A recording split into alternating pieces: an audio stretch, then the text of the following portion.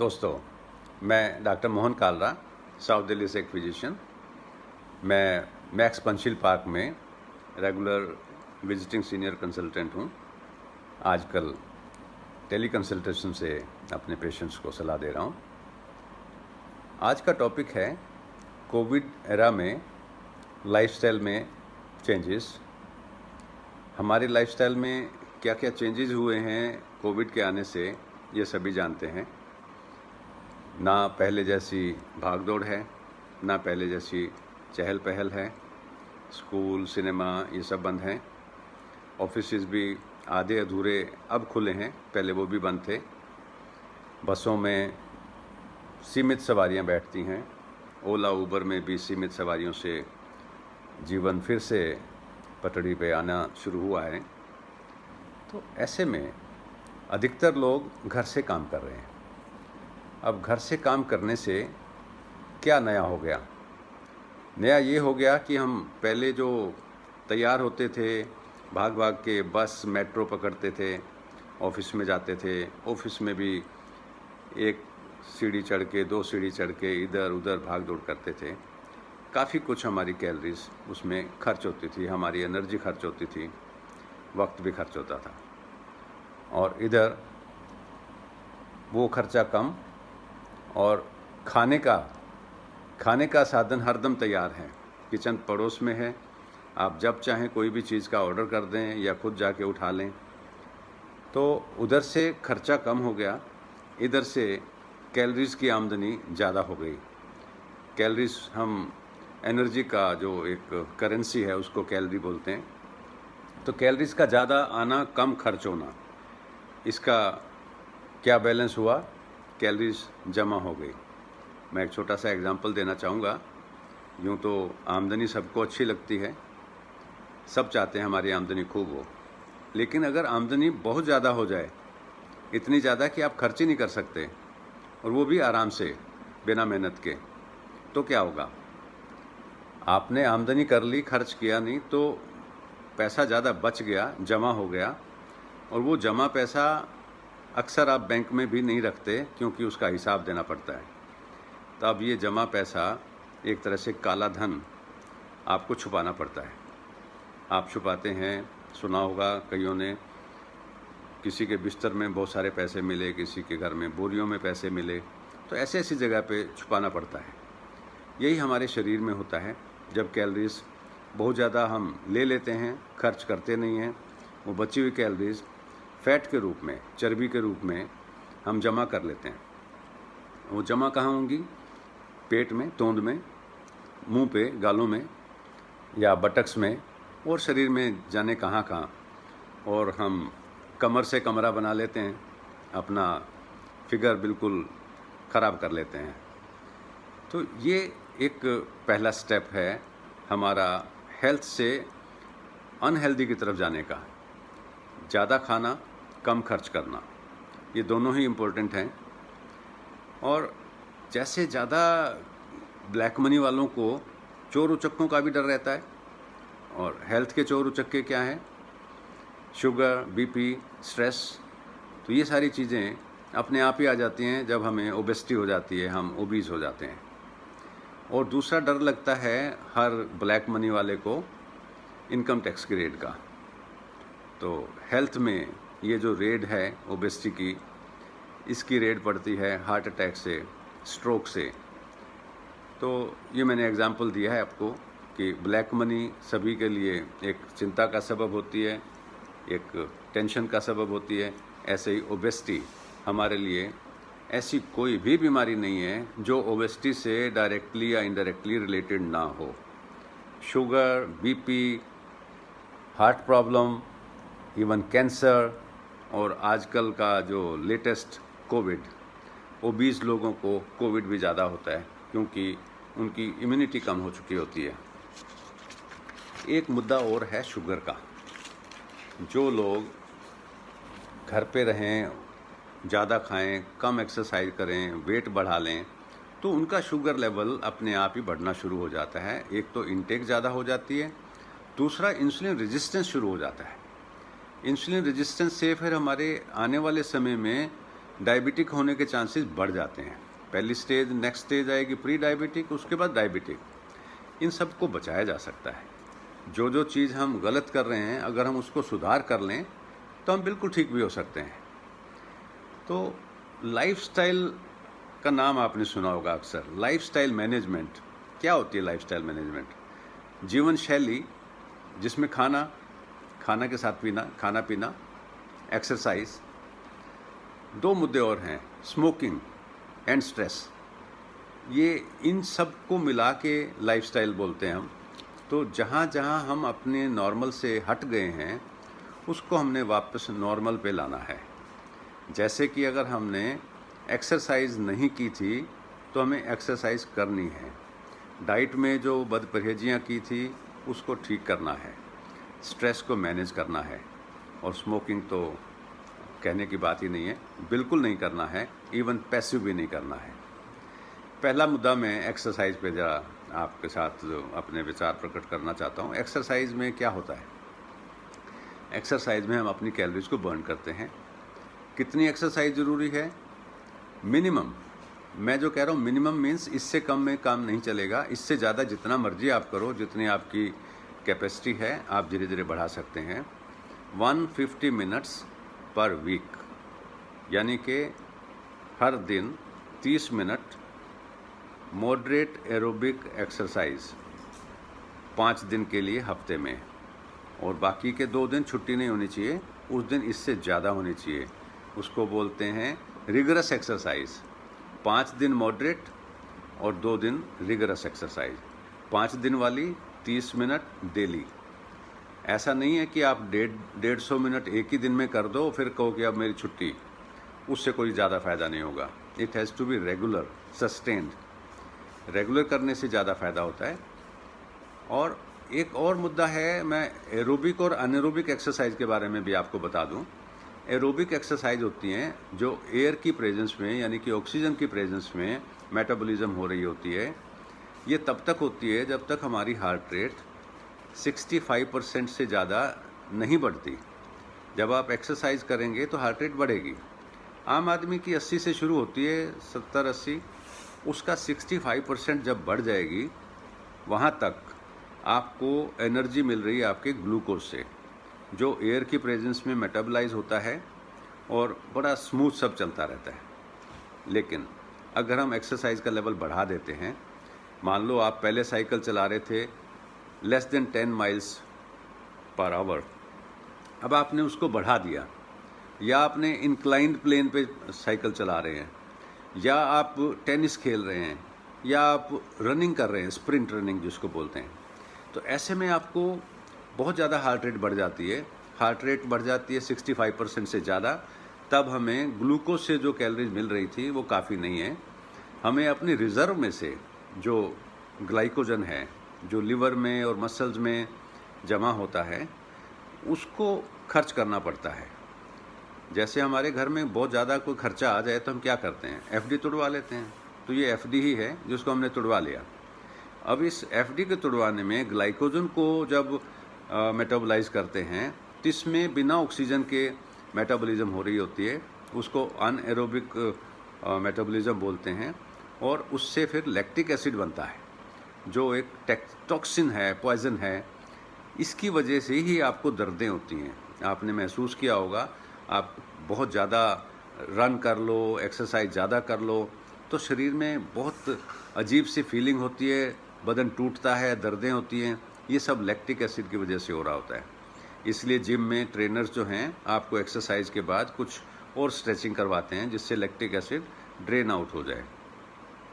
एक मुद्दा ये भी है कि एक्सरसाइज जब भी हम करें, थोड़े से शुरू करें, पहले वार्म अप करें, ग्रेजुअली बढ़ाएं और एकदम से छोड़ें नहीं। यूजुअली शुरू में एक्सरसाइज हो या योगा हो, ये किसी की देखरेख में करना चाहिए और फिर उसके बाद एक नियम बना के आप अपने लेवल पे खुद कर सकते हो। एक और मैं विशेष बताना चाहता हूँ कि योगा अपने आप में एक बहुत बड़ा टॉपिक है। ये बहुत ज़रूरी भी है, अच्छा है। इससे हमारे मसल्स की स्ट्रेचिंग, स्ट्रेंथनिंग ये खूब होती है।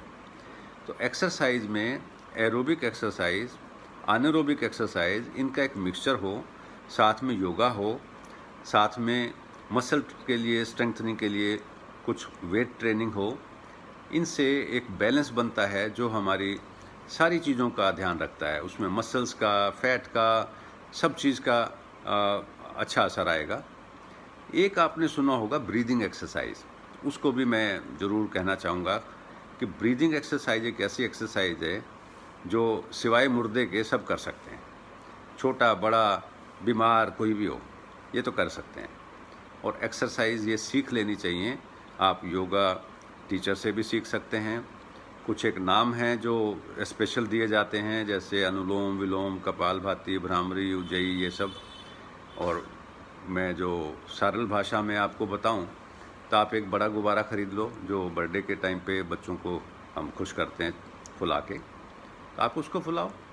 वो भी एक ब्रीदिंग एक्सरसाइज है। अगर घर में कोई छोटा बच्चा है तो वो भी खुश हो जाएगा, आप भी फुलाओ, उससे भी फुलवाओ। और नहीं तो एक मोमबत्ती ले लो, उसको जला के बुझाइए। जब आपने बुझा ली तो उसकी डिस्टेंस और बढ़ाओ, धीरे धीरे डिस्टेंस बढ़ाते जाओ। तो इससे आपकी लंग्स की, ब्रीदिंग जो मसल्स हैं उनकी, सबकी एक्सरसाइज होती है। और आज के दिन जैसे कोविड का चला हुआ है, ब्रीदिंग एक्सरसाइज करने वालों के लंग्स स्ट्रेंथन रहते हैं। उनको तकलीफ़ पहली बात तो होती नहीं, अगर हो भी जाए तो वो कम तकलीफ़ होएगी, जल्दी ठीक हो जाएगी। एक और मुद्दा है जो आज के कोविड के संदर्भ में मैं बताना चाहता हूँ कि आपको उल्टा लेटने की प्रैक्टिस करनी चाहिए। उल्टा लेटना, कुछ समय के लिए उल्टा लेटना हमारे लिए वैसे भी फ़ायदेमंद है। अक्सर हम जब एक ही पोस्चर में, ज़्यादातर तो हम पीठ के बल सो रहे होते हैं या बैठे होते हैं, तो कुछ पोर्शंस हैं लंग्स के जो खुलते नहीं हैं। अगर हम उल्टा लेटेंगे तो लंग्स के वो पोर्शन भी खुल जाएंगे, वो भी हमारा रिजर्व हैंडी रहेगा। तो उल्टे लेटना, उल्टे लेट के भी कुछ ब्रीदिंग एक्सरसाइज करना, ये हमारे लिए काम की चीज़ है। आने वाले समय में किसी को अगर कोविड हो भी जाए तो हॉस्पिटल में उसको उल्टा लिटाया जाता है। उल्टा लिटा के ही उनको ऑक्सीजन वगैरह देते हैं या वेंटिलेशन करते हैं। ये बहुत ज़रूरी है। अब नेक्स्ट मुद्दा है हमारा न्यूट्रिशन। न्यूट्रिशन में सबसे मेन जो कंपोनेंट्स न्यूट्रिशन के हैं, carbohydrate, protein and fat. Carbohydrates जो हैं सबसे ज़्यादा 45 to 65% हमारे भोजन का मेन हिस्सा यही है। इंडियन लोग हायर साइड पे रहते हैं, 65 से भी कुछ ज़्यादा लोग खा लेते हैं। कार्बोहाइड्रेट मीठे में है, और जो ग्रेन्स हैं, चाहे राइस है चाहे वीट है, इन सब में कार्बोहाइड्रेट्स मेन होते हैं। इंडियन लोग इन्हीं पे ज़्यादा निर्भर रहते हैं। इनकी मात्रा को हम जितना 40% के आसपास रखें उतना ज़्यादा हेल्दी है। जितना हम ज़्यादा 65% की तरफ चले जाएंगे उतना हमारी हेल्थ के लिए अच्छा नहीं है। कार्बोहाइड्रेट जितना खर्च नहीं होते वो जल्दी ही फैट में कन्वर्ट हो जाते हैं। कार्बोहाइड्रेट्स में जो होल ग्रेन्स हैं, होल ग्रेन्स मतलब जो साबुत गेहूँ है, चना है, जो रिफाइंड नहीं किए गए। राइस में भी एक राइस का जो ओरिजिनल फॉर्म होता है, बाद में उसको पॉलिश कर लेते हैं। वीट का पॉलिश फॉर्म या जो रिफाइंड है वो मैदा हो गया। तो हमें रिफाइंड चीज़ों पे कम ध्यान देना है। रिफाइंड का मतलब यही होता है कि उसको प्रेजेंटेबल ज़्यादा कर दिया गया, पॉलिश कर दिया गया, लेकिन बहुत सारे न्यूट्रिएंट्स उसके हट जाते हैं। वो हमारे लिए न्यूट्रिशन वाइज उतना अच्छा नहीं है। दूसरा जो फैट के बारे में हम जानते हैं, 20 से लेके 35% तक फैट का हमारा कंपोनेंट हो सकता है। फैट भी कई टाइप की होती हैं। ट्रांस फैट जो बार बार हीट करने से, ख़ास तौर पे जो बाज़ार में जो चीज़ें बार बार हीट करके होती हैं, भुजिया, कचौड़ी, पकौड़ी, ये सब, इन सब में ट्रांस फैट होता है। आजकल तो सरकार की तरफ से ट्रांस फैट कितनी % है वो लिखना ज़रूरी भी है। कम से कम ट्रांस फैट हमें लेनी चाहिए, 0 हो तो बेस्ट है। सैचुरेटेड फैट जो है, जैसे मक्खन है, घी है, देसी घी, ये भी 7 से 8% हमारी बॉडी में, हमारे फूड का परसेंटेज वाइज, कैलोरीज का, ये होना ज़रूरी है, ये अच्छा है। कोई ये मन में वहम ना रखे कि मुझे बटर बिल्कुल नहीं खाना है या मुझे देसी घी बिल्कुल नहीं खाना है। 7 से 8% of calories we can take. बाकी जो जितने हैं, कुछ एसेंशियल फैटी एसिड्स भी होते हैं, कुछ उनकी हमें ज़रूरत होती है। फिर आजकल मूफा पूफा ये सब चल रहे हैं, मोनो अनसैचुरेटेड, पॉली अनसैचुरेटेड, इन सब का मिक्सचर हमारे लिए ज़्यादा यूज़फुल है। एक है प्रोटीन।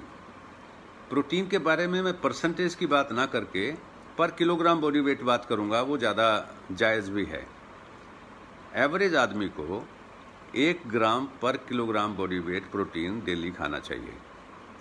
कुछ लोगों को कम खाना चाहिए, जैसे कि एल्डरली हैं, उनको पचाने में दिक्कत होती है, जिनके किडनी में प्रॉब्लम हो उनको कम खाना चाहिए, जिनका यूरिक एसिड ज़्यादा हो उनको भी कम खाना चाहिए। बाकी लोगों के लिए 1 ग्राम पर किलोग्राम बॉडी वेट, एल्डरली के लिए 0.75 ग्राम्स पर किलोग्राम बॉडी वेट, और जो छोटे बच्चे हैं या जो जिम जाते हैं, जिनको मसल्स को ग्रो करना है, उनके लिए 1.5 to 2 ग्राम्स पर किलोग्राम बॉडी वेट। अब ये प्रोटीन की सोर्सेज अलग अलग हैं, एनिमल सोर्सेज भी हैं, प्लांट सोर्सेज भी हैं। जो लोग नॉनवेज नहीं खाते हैं वो प्लांट सोर्सेज से ले सकते हैं।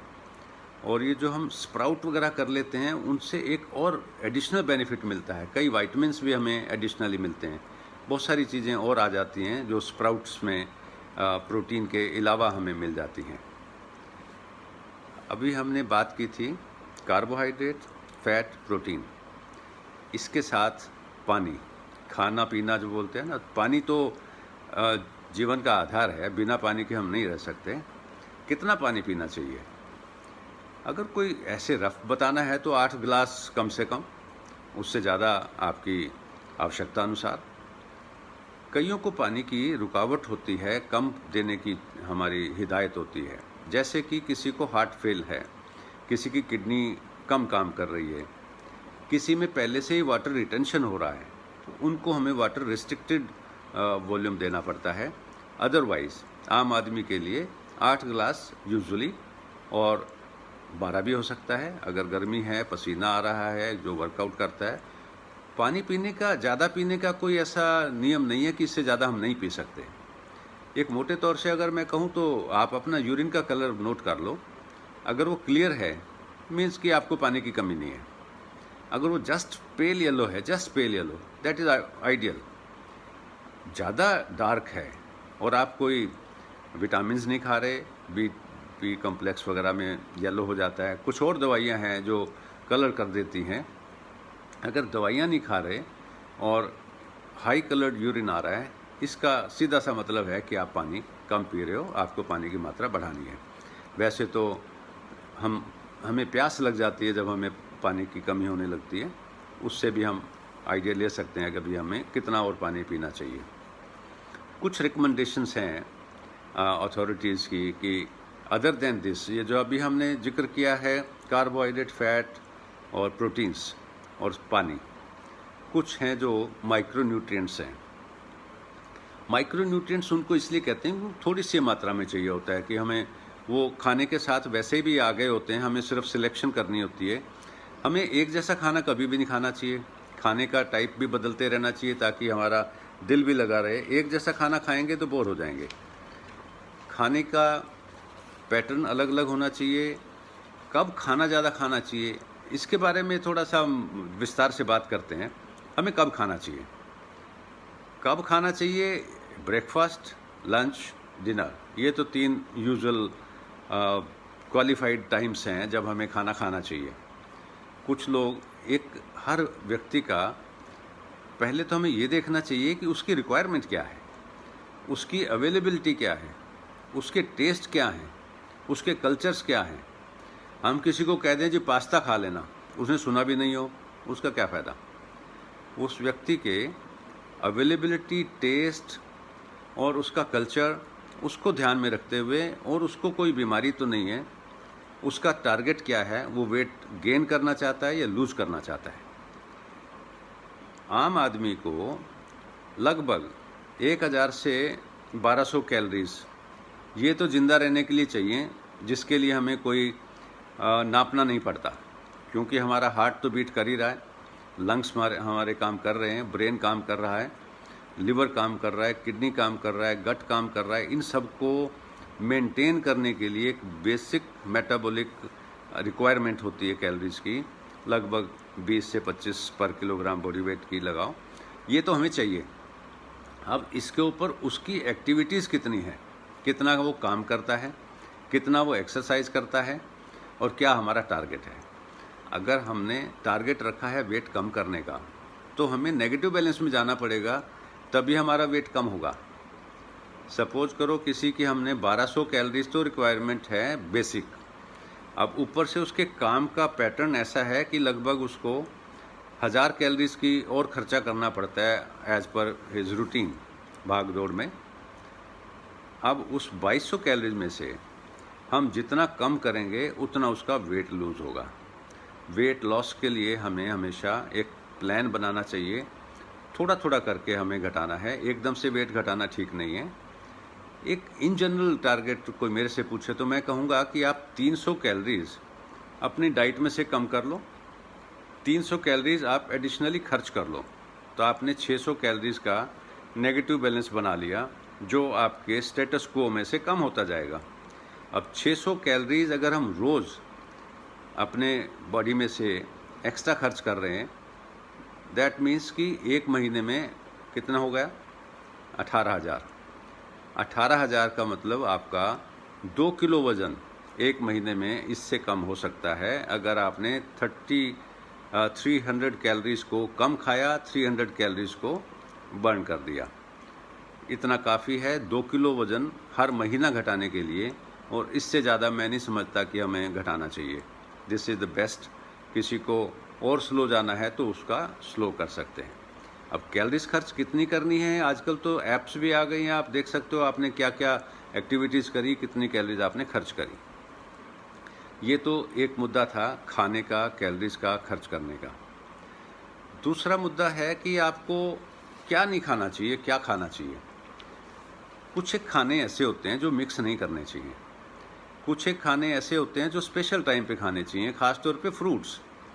अब फ्रूट्स में जिसमें आयरन है, आयरन वाली चीज़ अगर हम किसी और खाने के साथ मिक्स करते हैं, चाहे वो दूध हो, दही हो, कोई और चीज़ हो, तो उसकी हमें अवेलेबिलिटी कम हो जाती है, हो सकता है ज़ीरो हो जाए, क्योंकि आयरन बाकी चीज़ों के साथ मिक्स होके कीलेट हो जाता है। जैसे दूध एल्कलाइन है, अगर हम एल्कलाइन चीज़ों के साथ, दूध के साथ आयरन वाली चीज़ें ले लें, जैसे केला है, एप्पल है, जो भी चीज़ काटने के बाद काली पड़ जाती है, रंग बदलती है, उसमें आयरन होता है। तो ऐसी सारी चीज़ों को खाने से 1 घंटा दूर रखना पड़ेगा। खाने से 1 घंटा पहले खा लो, और उसके 1 घंटे बाद तक कुछ ना खाओ। यानी कि जब आपने फ्रूट खाया है, उससे पहले 1 घंटा पहले भी कुछ नहीं होना चाहिए, 1 घंटे बाद तक कुछ नहीं होना चाहिए। यही आयरन सप्लीमेंट के लिए है। जब आप आयरन सप्लीमेंट ले रहे हैं कोई, तो उसको भी दोनों तरफ 1 घंटे का गैप देके चलो। ऐसे ही कुछ और चीज़ें हैं जिनको हमें मिक्स नहीं करना चाहिए। मिक्स कर देने से उनकी गुणवत्ता कम हो जाती है। कितना खाना चाहिए, एक तो हर व्यक्ति की अपनी एपेटाइट होती है, सैटिस्फैक्शन होती है। मोटे तौर पे हमें पूरा पेट नहीं भरना चाहिए, 70% से ज़्यादा हमें नहीं खाना चाहिए। जितनी हमारी कैपेसिटी है, हमें 30% छोड़ देना चाहिए। ये हमारी पाचन शक्ति के लिए भी एक प्रेशर कम पड़ता है, और हमारी सेहत के लिए भी अच्छा है। सुबह, दोपहर, शाम के खाने में अधिकतर लोग ये मान के चलते हैं कि हमारा सुबह का खाना हैवी होना चाहिए, रिच होना चाहिए। मैं भी सहमत हूँ, क्योंकि हमने सारा दिन उस खाने के हिसाब से अपनी कैलोरीज को खर्च करना है। हमारे पास खर्च का टाइम बहुत है, तो हम क्यों ना अपनी, जैसे हम किसी लंबे सफ़र पे जाते हैं तो टंकी फुल करके जाते हैं ना, तो ऐसे ही खाने को अच्छी तरीके से आप, ओवरफ्लो तब भी नहीं होना चाहिए। नाश्ता हैवी होना चाहिए, रिच होना चाहिए, लंच ठीक ठीक होना चाहिए, और डिनर लाइट होना चाहिए। ये तो सबको पता है। लेकिन पर्सनल वेरिएशन हो सकती हैं। किसी को हो सकता है रात को ही खाने का सही टाइम मिलता हो, सुबह ज़्यादा टाइम ना मिलता हो या उसका काम ही कुछ ऐसा हो, तो वो एडजस्टमेंट कर सकते हैं।